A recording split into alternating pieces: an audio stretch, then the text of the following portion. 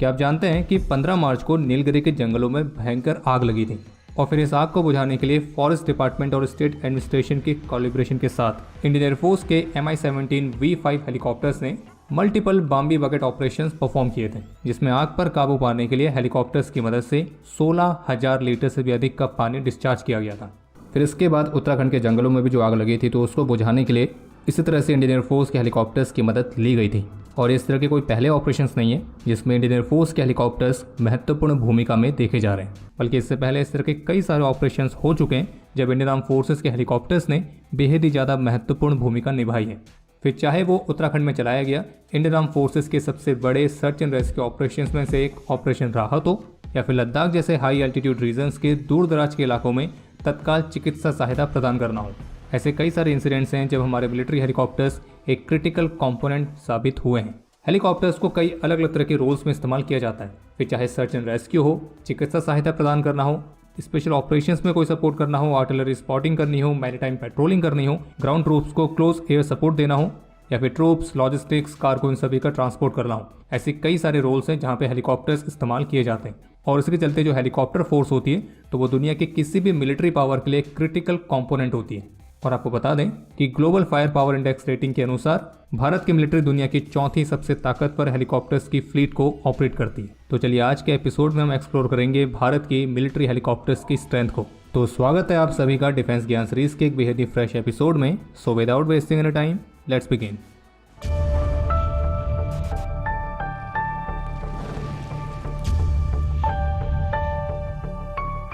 तो Indian arm forces की जो हेलीकॉप्टर्स की फ्लीट है उसमें विदेशी और स्वदेशी दोनों ही तरह के हेलीकॉप्टर्स आपको देखने को मिलेंगे।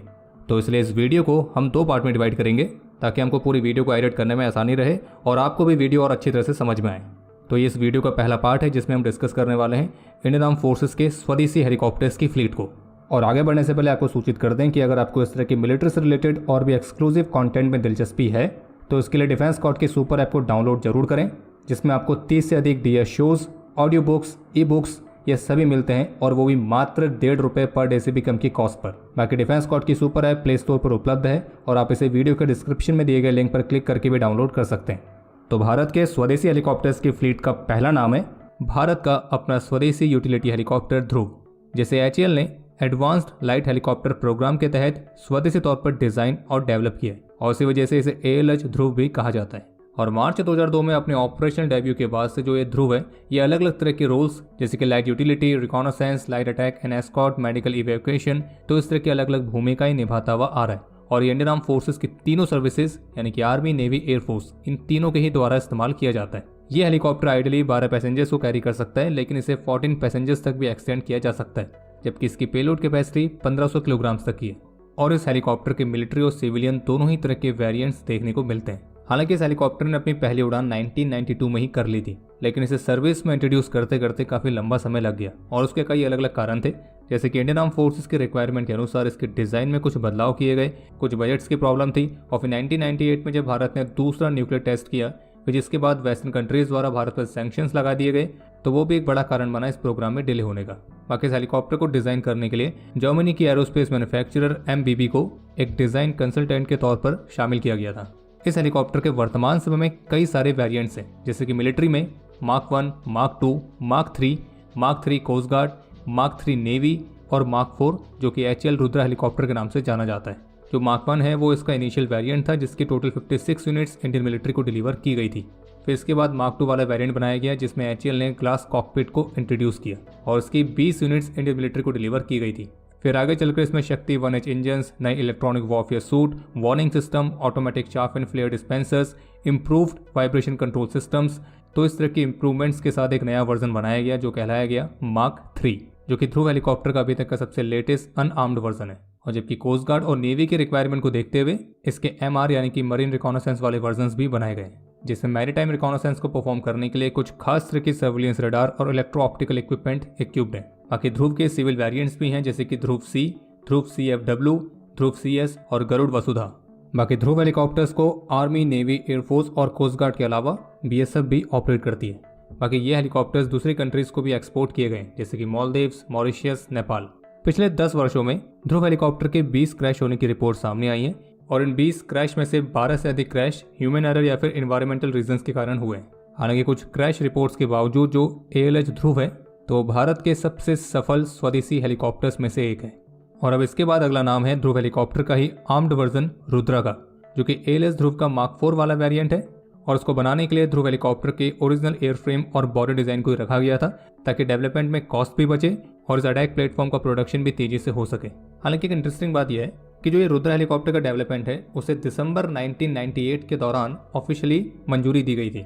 और फिर इस हेलीकॉप्टर ने पहली उड़ान 2007 में कंडक्ट करी और इस इंडियन आर्म फोर्सेस की सर्विस में सबसे पहले इंट्रोड्यूस किया गया था 2012 में। और इस हेलीकॉप्टर का जो प्रोडक्शन है वो फास्ट ट्रैक बेसिस पर किया गया था, क्योंकि ये जो समय था 2010 से 2015 वाला, तो इस बीच भारत के पास हेलीकॉप्टर्स में आर्म्ड प्लेटफॉर्म्स की भारी कमी थी और इसलिए लाइट वॉरफेयर यूटिलिटी ऑपरेशंस की डिमांड को ध्यान में रखते हुए ही रुद्रा को डिजाइन किया गया था। और इसलिए इसमें ध्रुव मार्क 3 के ही इलेक्ट्रॉनिक वॉरफेयर सेंसर सूट्स को भी रखा गया था, लेकिन इसको एक आर्म्ड वर्जन की तरह बनाया जा रहा था और इसमें अधिक एडवांसमेंट के चलते ही इसमें जो स्वदेशी कंटेंट की परसेंटेज थी तो वो ध्रुव हेलीकॉप्टर्स के अनआर्म्ड वेरिएंट की तुलना में काफ़ी कम थी। लेकिन इसके परिणाम स्वरूप रुद्रा को एक जबरदस्त फायर पावर भी मिली। इसमें साब ग्रुप द्वारा बनाए गए इंटीग्रेटेड डिफेंसिव हेड सूट्स को फीचर किया गया था। वहीं इसके अलावा इसमें इजराइल के एल्बिट सिस्टम द्वारा बनाए गए रिकॉनासेंस और टारगेट एक्विजिशन के लिए ऑप्टिकल इलेक्ट्रॉनिक सूट लगाए गए थे। इसके अलावा इसमें RWS 300 और LWS 310 radar warning system, MAW 300 missile approach warning system, तो इस तरह के एडवांस फीचर्स इक्विप किए गए। जो रुद्रा हेलीकॉप्टर 14 पैसेंजर्स को कैरी करने में सक्षम है और उसको पावर देने के लिए 2 टर्बोमेका शक्ति 1H टर्बो शाफ्ट इंजन का इस्तेमाल किया गया है। रुद्रा जो है भारत के one of the best armed utility helicopters में आता है। इसमें फ्रेंच ओरिजिन की 20 mm की M621 कैनन लगाई गई है। इसमें 4 mistral missiles, 8 Dhruvastra anti tank missiles, 48 laser guided FZ-275 rockets, तो इस तरह के अलग अलग वेपन सिस्टम्स को कैरी करने की कैपेबिलिटी है। जबकि इस प्लेटफॉर्म ने टेस्टिंग के दौरान फुल पेलोड और आर्मामेंट्स के साथ 6000 मीटर से ऊपर तक ऑपरेट करके उम्मीद से बेहतर परफॉर्म किया था। जबकि नेवी के रिक्वायरमेंट को पूरा करने के लिए इसमें जिस तरह के सेंसर्स लगाए गए तो उनसे यह हेलीकॉप्टर दुश्मन की शिप्स को 14 किलोमीटर की दूरी से ही ट्रैक करने में सक्षम है। और 2021 के ऑफिशियल डेटा के मुताबिक 91 रुद्रा हेलीकॉप्टर्स इंडियन मिलिट्री के आर्सेनल में मौजूद हैं, जबकि इंडियन एयरफोर्स के लिए 50 और इंडियन आर्मी के लिए 25 और रुद्रा हेलीकॉप्टर्स के लिए ऑर्डर्स प्लेस किए गए। और जबकि पिछले ही साल 2023 में आर्मी के रुद्रा हेलीकॉप्टर्स ने नई जनरेशन के रॉकेट और टरेट एम्यूनिशन सिस्टम की फायरिंग को सफलतापूर्वक पूरा किया था। और अब रुद्रा के बाद अगला नाम है प्रचंड का, जो कि HAL द्वारा बनाए गए 3 बड़े प्लेटफॉर्म्स में से सबसे स्ट्रॉन्गेस्ट पिलर के तौर पर है, जो कि भारत में स्वदेशी तौर पर बनाया गया अभी तक का सबसे एडवांस और पहला मल्टी रोल एक ट्रू अटैक हेलीकॉप्टर है। इसे सर्विस में अक्टूबर 2022 में इंट्रोड्यूस किया गया था। भारत का यह लाइट कॉम्बैट हेलीकॉप्टर प्रचंड अपनी 21,300 फीट की सर्विस सीलिंग के साथ दुनिया में मौजूद सभी अटैक हेलीकॉप्टर्स की तुलना में सबसे अधिक ऊंचाई में ऑपरेट करने में सक्षम है। प्रचंड एक लाइट अटैक हेलीकॉप्टर है जो कि मल्टीपल रोल्स परफॉर्म कर सकता है, जैसे कि स्लो मूविंग एरियल टारगेट के खिलाफ एयर डिफेंस कैपेबिलिटी प्रोवाइड करना, काउंटर इंसर्जेंसी और काउंटर सरफेस फोर्स ऑपरेशंस में सपोर्ट प्रोवाइड करना, एनिमी एयर डिफेंस ऑपरेशंस को डिस्ट्रॉय करना। इसे अर्बन वॉरफेयर कंडीशंस में ऑफेंसिव पर्पस के लिए इस्तेमाल किया जा सकता है। स्पेशल हेलीबॉर्न ऑपरेशंस को एस्कॉर्ट करने के लिए इसका इस्तेमाल किया जा सकता है। ये combat search and rescue operations, armed aerial scouting duties, तो इस तरह के मल्टीपल रोल्स परफॉर्म करने में सक्षम है। और आप इसे एंटी इन्फेंट्री और एंटी आर्मर दोनों ही तरह के मिशंस में इस्तेमाल कर सकते हैं। और एक कमाल की सर्विस सीलिंग के साथ इस हेलीकॉप्टर को एक और खास नाम मिला है, हिमालयन प्रेडेटर। और लद्दाख में जब चीन के साथ स्टैंड ऑफ शुरू हुआ था तो फिर उसके बाद इन प्रचंड हेलीकॉप्टर्स को लद्दाख जैसे हाई एल्टीट्यूड रीजन्स पे भी खास तौर पर डिप्लॉय किया गया था। बाकी रुद्रा हेलीकॉप्टर्स की तरह ही LCH प्रचंड में भी 20 mm की M621 ऑटो कैनन आती है।